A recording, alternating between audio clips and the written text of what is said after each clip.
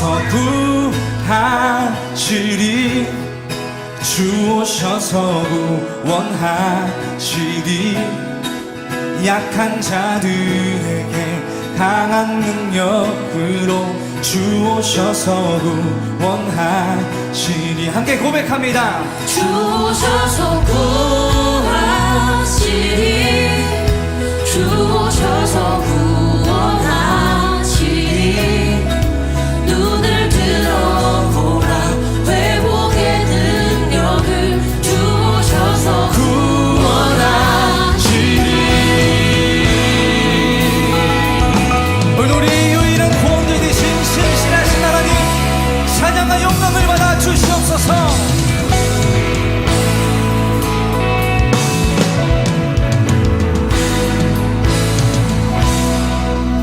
고백합니다. 두려운 마음 가진 자여 놀라지 말라.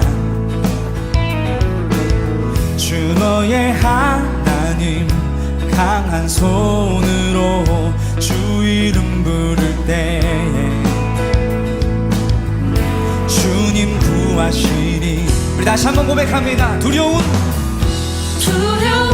마음 가진 자여 놀라지 말라. 주 너의 하나님 강한 손으로 주 이름 부를 때 주님 구하시니. 고백합니다. 주 오셔서 구하시니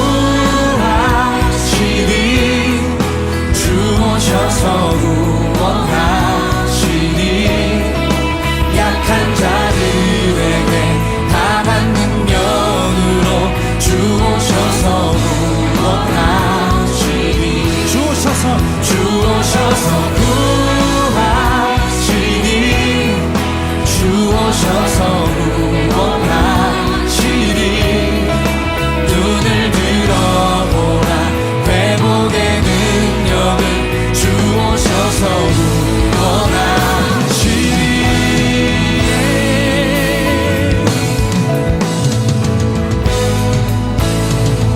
고백합니다. 상한 마음 가진 자여 낭망치 말라.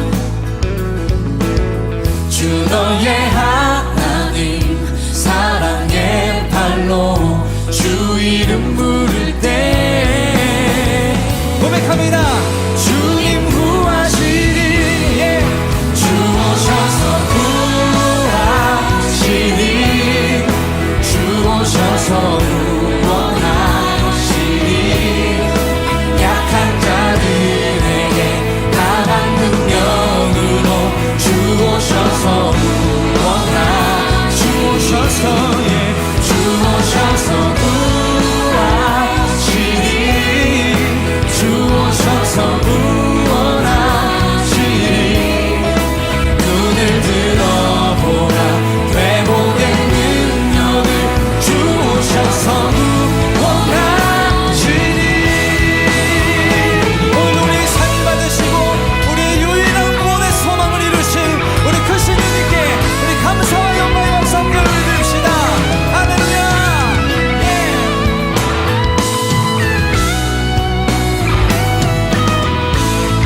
자, 여러분들의 목소리로 주셔서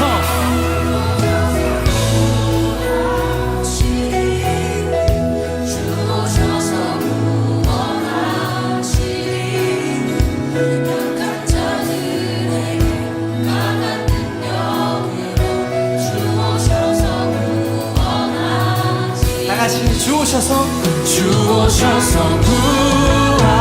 구하시리 주 오셔서 구원하시리 눈을 들어보라 회복의 능력을 주 오셔서 구원하시리 주 오셔서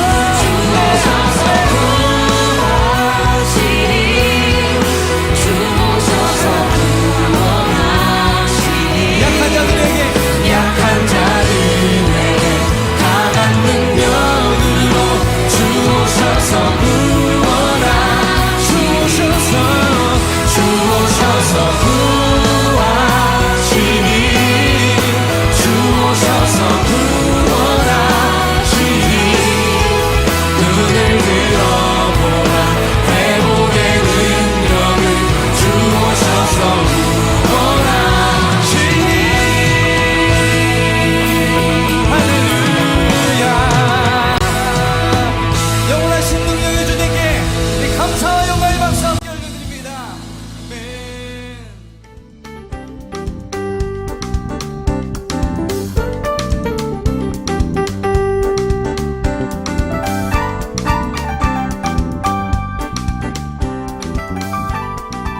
전능하사 천지를 만드신 하나님 아버지를 내가 믿사오며 그 외아들 우리 주 예수 그리스도를 믿사오니 이는 성령으로 잉태하사 동정녀 마리아에게 나시고 본디오 빌라도에게 고난을 받으사 십자가에 못 박혀 죽으시고 장사한 지 사흘 만에 죽은 자 가운데서 다시 살아나시며 하늘에 오르사 전능하신 하나님 우편에 앉아 계시다가 저리로서 산자와 죽은 자를 심판하러 오시리라. 성령을 믿사오며 거룩한 공예와 성도가 서로 교통하는 것과 죄를 사하여 주시는 것과 몸이 다시 사는 것과 영원히 사는 것을 믿사옵나이다. 아멘.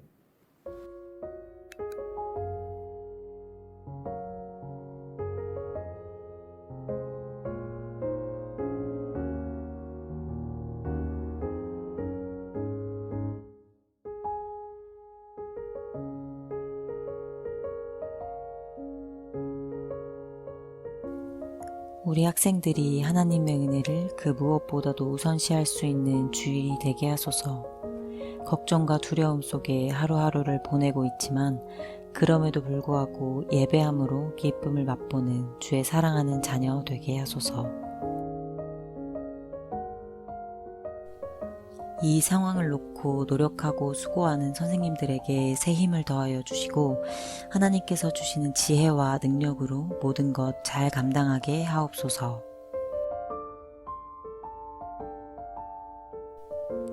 가정과 학교, 직장 등 사회 경제적인 곳에서의 정리되지 않은 어려움이 조속히 해결되게 하시어 우리가 자리한 모든 영역에서의 삶을 지켜주시는 하나님을 경험하게 하소서.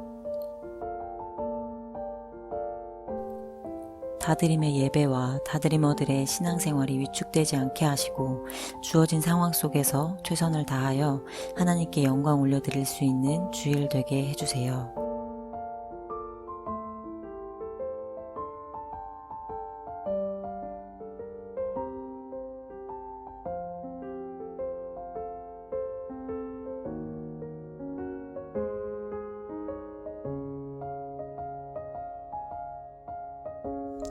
회당 중의 하나인 야이로라 하는 이가 와서 예수를 보고 발 아래 엎드리어 간곡히 구하여 이르되 내 어릿딸이 죽게 되었사오니 오셔서 그 위에 손을 얹으사 그로 구원을 받아 살게 하소서 하거늘. 이에 그와 함께 가실새 큰 무리가 따라가며 애워싸 밀더라. 12회를 혈루증으로 알아온 한 여자가 있어 많은 의사에게 많은 괴로움을 받았고 가진 것도 다 허비하였으되 아무 효험이 없고 도리어 더 중하여졌단 자에 예수의 소문을 듣고 우리 가운데 끼어 뒤로 와서 그의 옷에 손을 대니 이는 내가 그의 옷에만 손을 대어도 구원을 받으리라 생각함일러라.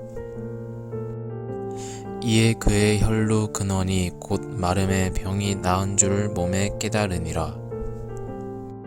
예수께서 그 능력이 자기에게서 나간 줄을 곧 스스로 아시고 무리 가운데서 돌이켜 말씀하시되 누가 내 옷에 손을 대었느냐 하시니 제자들이 여짜오되 무리가 애워싸 미는 것을 보시며 누가 내게 손을 대었느냐 모르시나이까 하되 아멘.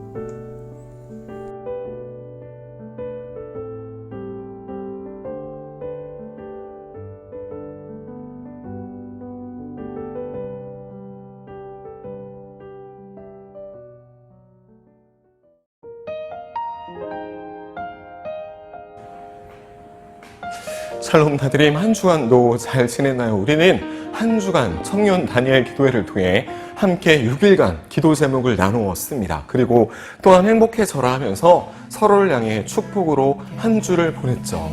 다음 주는 특별히 맥주 감사 주일로 우리가 계속 하고 있었던 하나님 사랑의 이웃 사랑의 방식으로 표현하는 그 과정을 가질 것입니다. 여러분, 이렇게 많은 것을 진행하면서 우리가 이겨내고 있으나 마음이 좀 평안한가요?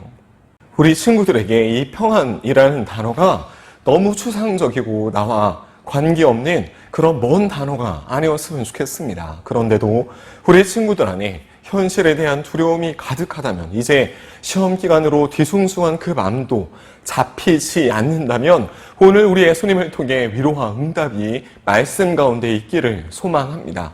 우리는 자유를 원합니다. 그리고 이 앞에 참이라는 글자가 붙는 거죠. 참 기쁨, 참 자유, 참 평안, 참 만족을 원하고 있습니다. 그런데 이 모든 것이 두려움을 만나면 모두 의미가 없어지고 차갑게 식는 것 같습니다. 그래서 진짜 만족과 두려움은, 진짜 평안과 두려움은 함께할 수 없는 겁니다. 우리는 이 두려움을 이겨내려고 혹은 경험하지 않으려고, 덜 경험하려고 열심히 공부도 합니다. 그리고 내 모든 것을 투자해서 확률상 그 두려움을 느끼지 않을 것 같은 환경을 만들려고 애쓰고 있습니다. 그런데 여러분, 사실 이런 원초적인 두려움은, 즉 삶에서 느끼는 불안함과 답답함, 근본적인 두려움은 학업으로도, 돈으로도, 그리고 권력으로도, 심지어 성적인 어떤 방법으로도 해결이 안 되는 거예요. 그 증거가 내가 어떤 방법을 쓰더라도 결국은 진짜 만족이 찾아오기보다, 평안이 찾아오기보다 허무함이 더 커지는 것을 쉽게 경험한다는 것입니다. 내가 뭔가에 심취해서 이것의 두려움을 없애려고 애를 쓰는데도 내 마음이 여전히, 아니 그보다 더 불편하다면 오늘 말씀 우리가 꼭 기억하길 바랍니다. 두려움은 우리를 결국 마음으로부터 시작해서 우리를 죽게 만드는 겁니다. 살아있지만 죽음으로 끊임없이 걸어가게 만드는 거예요. 그런데 이 죽음 앞에 누군가 앞서 내 두려움의 문제를 해결하기 위해 스스로 죽음 한가운데로 들어가서 죽음을 이기신 분이 있습니다. 그분이 바로 예수님이라는 거 우리가 기억해야 합니다. 그렇기 때문에 우리의 두려움은 결론적으로 그 두려움을 근본적으로 이기신 예수님을 통해 극복될 수 있습니다. 아니, 예수님과 함께 있는 것을 통해서만 극복될 수 있습니다. 여러분, 이게 레알이고 진리고 복음인 거예요. 두려움과 함께 죽어가는 것, 두려움과 함께 그런 죽음의 친구들이 나를 괴롭힐 때 주님은 죽음 한가운데로 들어가셔서 승리를 선포하셨습니다. 이것을 이기셨어요. 이 승리가 나를 위한 승리임을 믿어질 때, 나를 통한 승리임이 믿어질 때 우리는 심지어 죽음도 두렵지 않은 인생을 가게 됩니다. 이게 우리가 인생 가운데 느껴지는 답답함을 이기는 방법입니다. 여러분의 일상에서 지치고 뭔가 답답하고 그 두려움 한복판에서 일어나기 위해서는 사실 이러한 죽으면 죽겠습니다라는 과도해 보이는 결단이 없이는 아무것도 할 수 없는 거예요. 사도 바울이 감옥에 갇혀서도 자유롭고 믿음의 선배들이 손가락질을 받아도 평안을 누릴 수 있는 것이 바로 이러한 이유입니다. 예수님의 이 길을 우리에게 보여주셨습니다. 예수님의 제자들을 각 처로 보내셨는데 이는 제자들을 각 지역에 예수님의 이름으로서, 예수님으로서 보낸 것이에요. 거기에 있던 많은 사람들이 그 제자를 통하여 예수님이 함께 하신다고 느꼈던 것은 그곳에서 예수님이 실제로 그와 동행하셨기 때문입니다. 그리고 이러한 소문이 돌고 돌아서 오늘 헤롯 안티파스에게 들어갑니다. 헤롯은 당시 이스라엘 지역을 다스리던 사람이었어요. 정치권으로는 자신이 왕노릇하고 있었지만 이 예수라는 사람의 소문을 들었을 때 사람들은 엘리야가 살아 돌아왔다, 그리고 선지자가 왔다라고 말을 했는데 헤롯은 이보다 더 파격적으로 생각을 했습니다. 자기가 세례 요한을 죽였기 때문에 예수는 세례 요한의 부활이다, 이렇게 생각을 했던 거죠. 당시 군중들의 존경을 받은 세례 요한을 감옥에 가두었다가 친딸이 아닌 그 딸의 춤사위를 보고 너무 간단하게 내가 뭐든지 해줄게 라며 그 간단한 요청으로 세례 요한을 죽인 그 헤롯이 지금 예수의 소문을 듣고 두려움에 휩싸여 있는 것입니다.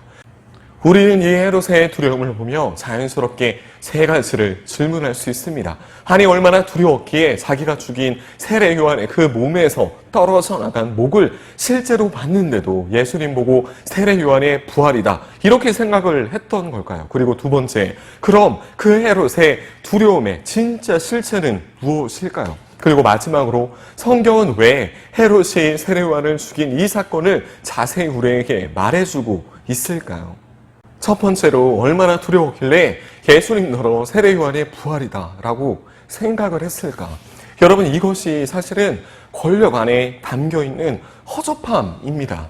당시 그 땅의 최대 권력자인 헤롯은 로마의 권력에 기대어서 갈릴리를 통치하는 사람이었습니다. 그 옆에는 이복 동생 빌립이라는 사람이 통치하는 땅도 있었는데 이 빌립이 다른 지역을 통치하는데 헤롯이 이 이복 동생인 빌립의 아내 헤로디아를 헤롯이 자신이 가져다가 자기 아내로 삼습니다. 자기 권력이 더 세니까 이런 말도 안 되는 일을 아무렇지도 않게 버립니다. 그런데 이 윤리적인 폐륜 앞에 아무도 말을 못하는 웃기는 상황이었어요. 뺏긴 놈이나 빼앗은 놈이나 그리고 빼앗는다고 따라온 여자나 아주 엉망진창인 상황입니다. 그리고 성경은 이것을 더럽다고 말합니다. 당시 복음을 선포하던 세례 요한은 이 불의를 지적하는 거예요. 그리고 이 지적 앞에 전후 성경의 문맥을 살펴보면 정작 헤롯 왕은 찔렸다고 나오는데 이 헤로디아는 여자가 참 독합니다. 지적당하니까 결불이 나서 세례 요한을 심지어 죽이려고까지 하는 거예요. 어쩌면 본인은 이미 권력자의 아내이기도 한데 더 큰 권력자를 따라 이 사단을 만든 것인데도 말입니다.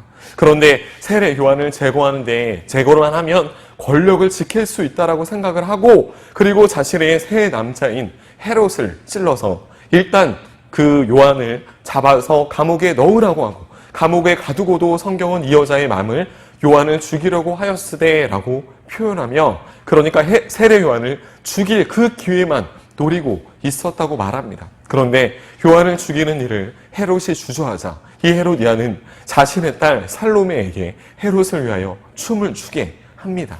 너무 노골적으로 보여지는 이 짓거리에 모두가 권력이라는 이름 앞에 놀아나고 신이라서 구경을 하고 있습니다. 이 짓을 보고 있는 신하와 대관들 그리고 이 모든 일들이 너무 웃기고 현실에 누추한 상황이에요. 그것이 온갖 화려함과 힘으로 뭉쳐져서 그래도 괜찮은 상황으로 비추고 보이게 합니다. 역사적으로 보면 돈과 권력이 뭉쳐있는 곳에는 늘 이러한 더러움이 숨겨져 있을 뿐이지 늘 존재했습니다. 존 파이퍼 목사님의 돈, 섹스, 그리고 권력이라는 책을 보면 인간이 자기를 신처럼 느끼게 할 수 있는 세 가지가 바로 이것이라고 말합니다. 자기가 세상의 중심인 것처럼 느껴지게 하는 세 가지가 바로 이것이라는 거예요. 이는 에덴 동산으로부터 시작한 욕망의 덩어리자 인간에게 가장 위험한 세 가지 기회라고 말하고 있습니다.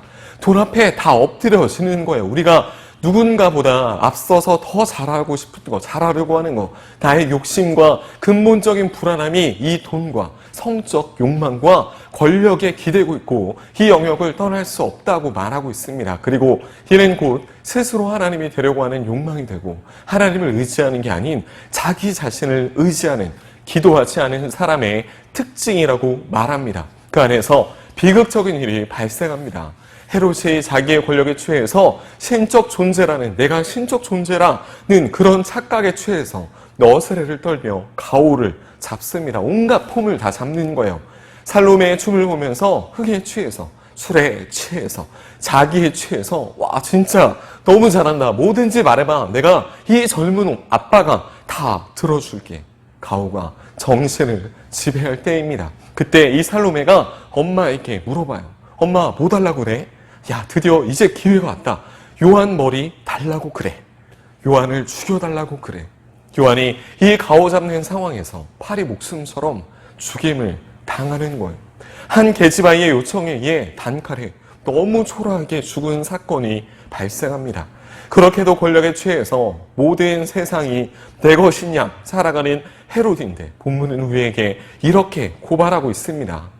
그렇게 죽임당해 하나님 품에 영원히 잠들어 평안을 누리고 있는 세례 요한과 그리고 세례 요한이 부활하지 않았을까 잠도 제대로 이루지 못하는 헤롯 왕을 대조하고 있는 것이에요. 지금 내 앞에 이 두려움에서 여러분 벗어나지 못하면 우리는 정도만 바뀔 뿐이지 영원토록 두려워하는 인생을 살아야 합니다. 여러분 근데 그게 뭐예요? 그 삶이 그게 바로 지옥입니다. 회사 생활이 전쟁터라고 그래도 버텨 밖은 지옥이야 라며 삶을 맨날 전쟁터처럼 살며 지옥을 걸어가는 인생이 되는 것입니다. 여러분 두려움 속에서 여러분 어떻게 끝까지 살아갈 수 있나요? 여러분, 그렇게 산다고 평생 그렇게 사는 게 맞다고 착각하면 안 됩니다. 맨날 두려움 속에서 우리는 살 수가 없는 것이에요. 저 항상 헤롯의 두려움은 회개가 아니었어요. 후회와 자책입니다. 후회와 자책은 내가 그때 그렇게 하지 않았더라면 하는 나의 안전과 양심을 책임질 수 있었을 텐다라고 하는 돌아봄이에요. 근데 이건 회개가 아닙니다. 내가 마음만 먹으면, 내가 그때 그 상황으로 다시 돌아가면 이렇게 하지 않을 수 있을 텐데, 이런 생각은 근본적으로 교만에 기대고 있습니다. 그런데 여러분, 우리가 실제로 돌아가면 만약에 그게 가능하다고 해도 그게 바뀔까요? 여러분, 절대 안 됩니다. 나도 또 그럴 수 있는 자야. 나는 또 그럴 수 있는 자야. 나는 그 정도밖에 안 되는 죄인이야. 여러분, 우리는 이것을 인정해야 합니다. 자책이라는 것은 자신의 가능성에 기대어서 자신을 신뢰하는 교만한 마음입니다. 자책은, 그리고 후회는 우리를 회복할 수 없는 것이에요. 나아지게 할 수 없습니다. 그러면 회개는 뭐예요? 여러분, 내가 누군지 아는 것입니다. 내가 나를 책임질 수 없는 존재임을 인정하는 것이에요. 내가 진짜 다시 살면 잘 살 텐데, 우리는 무수히 이렇게 결심하고 각오를 하지만 똑같은 일을 또 반복합니다. 하지만 또다시 자라날 수 있을 것만 같아요. 사랑하는 친구들, 빨리 그런 나의 연약함을 인정하고 나를 책임질 수 있는 분께 나를 맡기길 바랍니다. 지금 이 말씀 앞에 내가 잘할 수 있다고 확신하는 사람은 내가 두려움에 삼켜질 그 상황을 아직 만나지 못했을 뿐입니다. 여러분, 헤롯의 두려움이 뭔가요? 근본적으로 자기에게 소중한 것이 빼앗기거나 사라질 것 같은 마음입니다. 권력이 자리한 그 권자, 그것이 사라질 것 같은 데서 오는 두려움이라는 것이에요. 헤롯의 권력은 당시 대세인 로마에게 엄청나게 아첨해서 그 로마의 기생충처럼 기대어 있는 권력입니다. 사실 헤롯은 에돔 출신, 이두메라고 하는 지역의 출신인데 로마에 기생해서 지금 이 시기 팔레스타인을 지배하고 다스리고 있는 것뿐이에요. 권력이 위협받을 수 있다는 가능성을 가지고 있고, 그것이 사실은 두려운 것이죠. 헤롯 요한의 죽음은 당시 백성들에게 분노의 기운을 주기에 충분했습니다. 시간이 갈수록 계기가 되어 문제가 생길 수 있었고, 그 문제에 불꽃이 튀면 그것은 뒤덮인 가스 같아서 그 불꽃에 폭발하는 거예요. 군중의 분노가 해결되지 못한 사이에 대단한 관심을 다시 불러일으키게 되는 계기. 로마가 그 땅을 다스리는 자에게 자격을 부여할 때는 몇 가지 기준이 있는데, 가장 중요한 것이 민중 봉기, 그 함께하는 사람들의, 백성들의 불만이 없어야 된다는 것이에요. 만일 백성들이 들고 일어나서 난리친다. 헤롯과 예수님 당시의 빌라도에게도 이것은 굉장히 두려웠던 부분입니다. 왜냐하면 자기의 통치에 대해 로마로부터의 신임을 잃는 것이기 때문이에요. 지금 예수님의 등장이 헤롯에게는 민중 봉기가 일어날 가능성이기 때문에 두려움에 휩싸였다는 것입니다.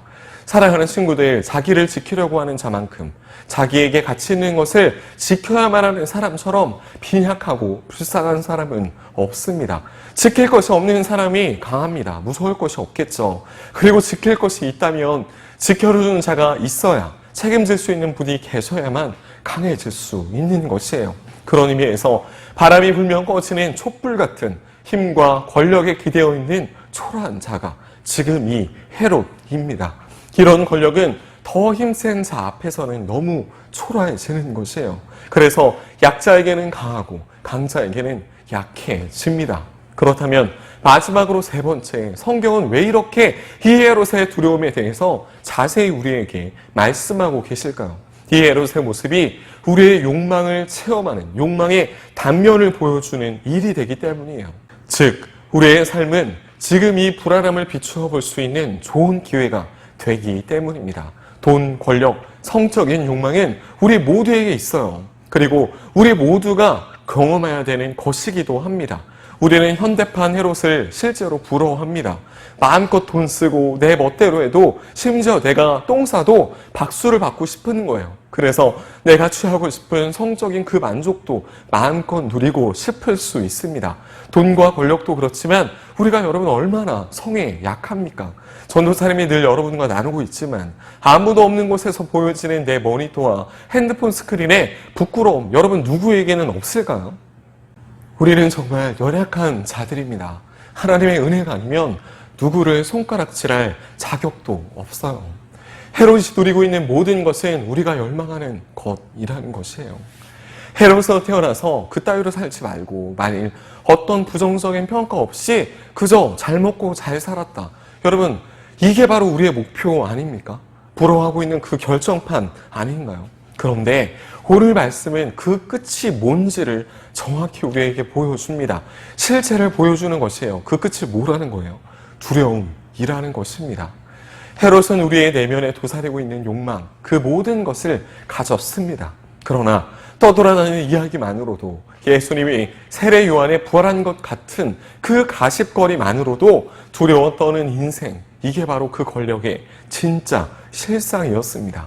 모든 권력을 쥐고 누리고 있는 한 여러분 뭐가 따르나요? 사실은 책임이 따릅니다. 그 안에 있는 쟁투, 시기, 질투, 피 튀기는 싸움이 주체할 수 없는 갈등이 뒤따릅니다. 그래서 그 갈등 속에 스트레스와 불안함은 우리로 하여금 조금만 힘이 생기면 자꾸 엉뚱한 짓을 하게 하는 거예요. 어쩔 수 없어요. 여러분 왜일까요? 우리는 스스로 책임질 수 없는 존재이기 때문이에요. 그 스트레스를 감당할 수 있는 존재, 그 불안함을 이길 수 있는 존재가 아니라는 말입니다. 여러분, 책임은 누가 질까요? 결정권자가 집니다. 그런데 우리는 우리의 일생, 우리의 인생 어느 영역도 책임을 질 수 없는, 결정을 질 수 없는 존재라는 거예요. 권력과 돈과 명예의 끝은 당시 로마 황제라고 말할 수 있습니다. 그런데 황제의 역사 역시 두려움의 역사였습니다. 내가 혹시 아들로부터 죽임을 당할까? 원로원들과 이 경쟁을 어떻게 이겨낼까? 여러분 피가 마릅니다. 누리고자 하는 여러분 그게 뭐길래? 지키려고 죽고 죽이고 피 튀기고 아무것도 없이 쓰러져가는 역사입니다. 이 모든 힘과 명예의 결정판이 시저의 자리야말로 두려움의 절정의 자리였습니다. 잃을 게 있는 인생이 여러분 그런 거예요. 그럼 우리는 뭘까요? 잃을 게 없는 자의 자리로 가면 되는 것이죠.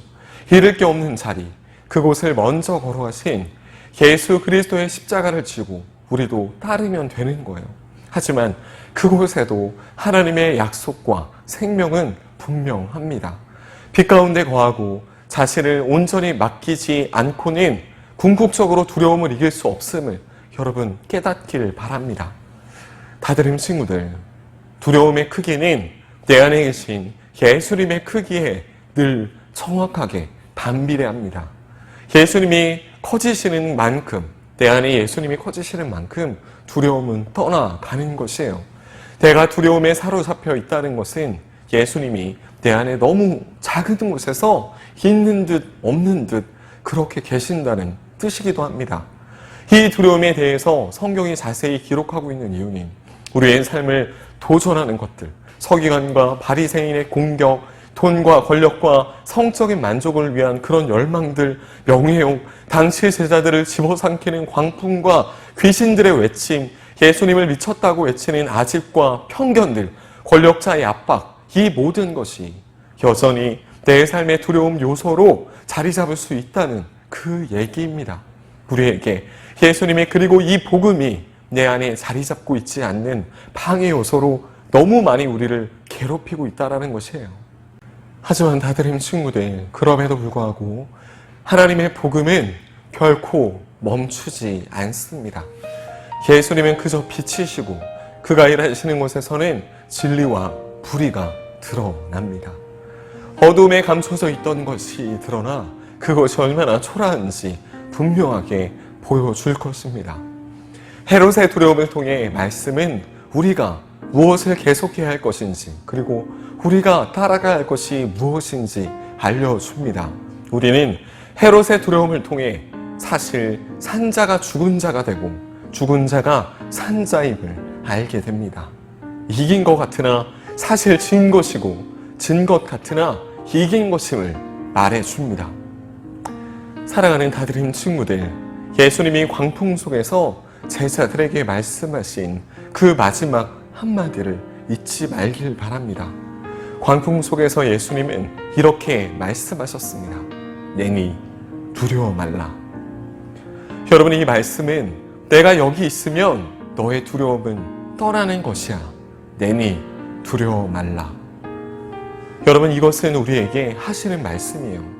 그러니 두려움은 예수님의 이름으로 이겨내길 바랍니다. 오늘도 우리에게 드러나는 현실에 대한 두려움을 예수님의 이름으로 우리에게 허락하신 그 약속으로 이겨내는 귀한 한 주를 걸어가는 여러분이 되길 바랍니다. 그러한 마음으로 오직 주님의 이름으로 우리 친구들을 사랑하고 축복합니다. 아멘.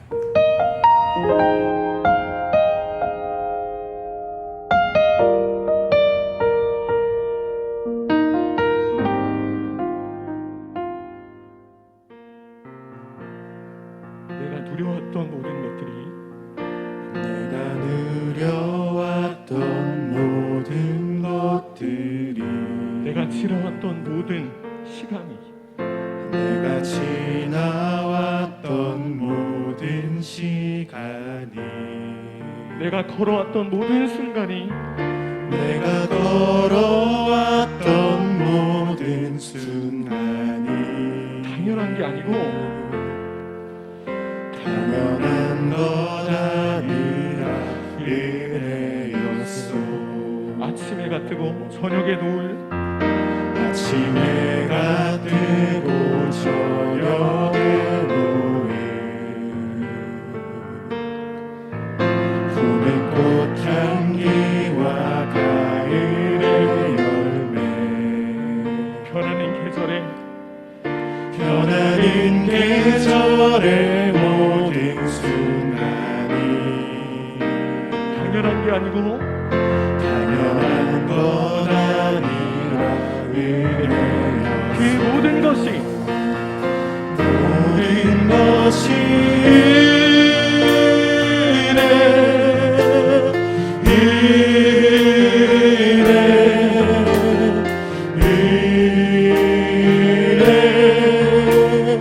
한없는 은혜 내 삶에 당연한 것 하나도 없었던 것을 모든 것이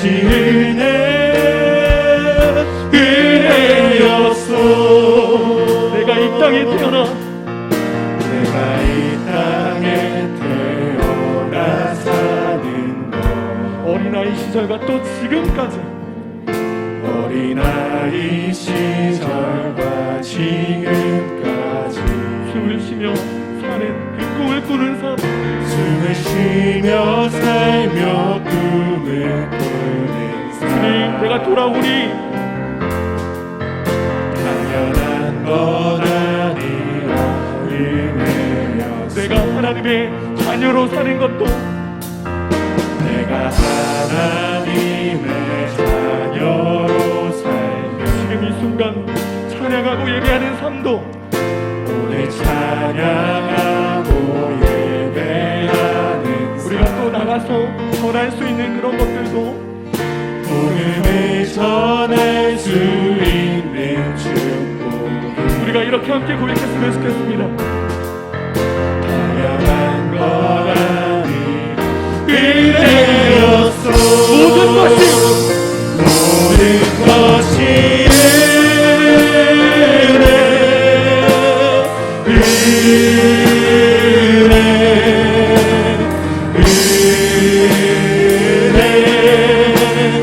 한없는 은혜 내 삶에 당연한 것 하나도 없었던 것을 모든 것이 은혜였소. 모든 것이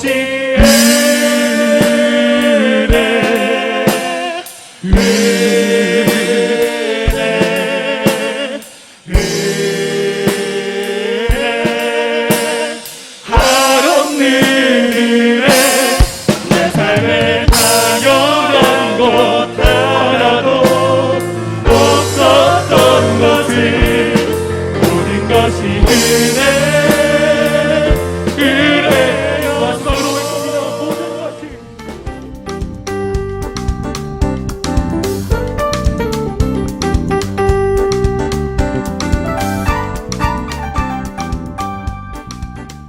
하늘에 계신 우리 아버지여, 이름이 거룩히 여김을 받으시오며 나라가 임하시오며 뜻이 하늘에서 이룬 것 같이 땅에서도 이루어지이다. 오늘날 우리에게 일용할 양식을 주옵시고 우리가 우리에게 죄 지은 자를 사하여 준 것 같이 우리 죄를 사하여 주옵시고 우리를 시험에 들게 하지 마옵시고 다만 악에서 구하옵소서. 대개 나라와 권세와 영광이 아버지께 영원히 있사옵나이다. 아멘. 그 신계획 나볼 수도 없고 작은 곳 안에